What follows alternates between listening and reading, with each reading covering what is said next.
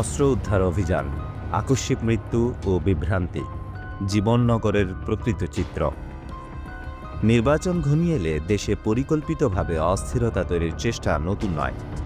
বিশেষ করে অবৈধ অস্ত্র উদ্ধার অভিযানকে কেন্দ্র করে বিভ্রান্তি ও অপপ্রচার ছড়ানোর ঘটনা বারবার দেখা যায়। চুয়াডাঙ্গার জীবননগরের সাম্প্রতিক ঘটনাও তার ব্যতিক্রম নয়। কিন্তু প্রশ্ন হল, ঘটনার প্রকৃত সত্য কী? 12 জানুয়ারি রাত 9টা 15 নিয়মিত অভিযানের অংশ হিসেবে জীবননগর এলাকায় অভিযান চালায় আইনশৃঙ্খলা বাহিনী। গোপন তথ্যের ভিত্তিতে জানা যায়, উপজেলা স্বাস্থ্য কমপ্লেক্সের সামনে একটি ফার্মেসিতে শামসুজ্জামান ডাবলু নামের এক ব্যক্তি অবৈধ অস্ত্রসহ অবস্থান করছেন। অভিযান চলাকালে তার কাছ থেকে অবৈধ অস্ত্র উদ্ধার করা হয়। তবে নাটকীয় মোড় নেয় তখন, যখন অভিযানের মাঝেই তিনি হঠাৎ অসুস্থ হয়ে পড়েন।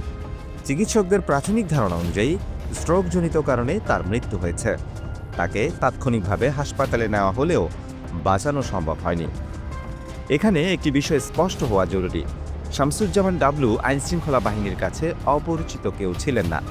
তার বিরুদ্ধে আগে থেকেই অবৈধ অস্ত্র ও বিস্ফোরক সংক্রান্ত একাধিক গুরুতর মামলা ছিল। বিশেষ করে 2023 সালের 4 নভেম্বরের একটি মামলায় তিনি পলাতক আসামি ছিলেন। অতীতেও তিনি একাধিকবার গ্রেফতার ও কারাভোগ করেছেন। স্থানীয়দের কাছে তার অপরাধমূলক কর্মকাণ্ড অজানা ছিল না।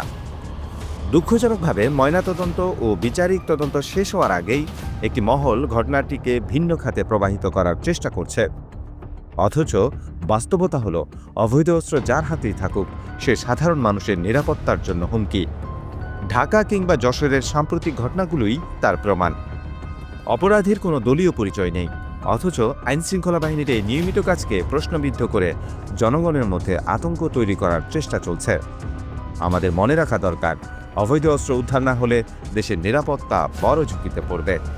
সমালোচনা বা প্রশ্ন থাকা স্বাভাবিক, কিন্তু যাচাই না করে গুজব ছড়ানো দেশের জন্যই ক্ষতিকর। গুজবে নয়, সত্যে আস্থা রাখুন।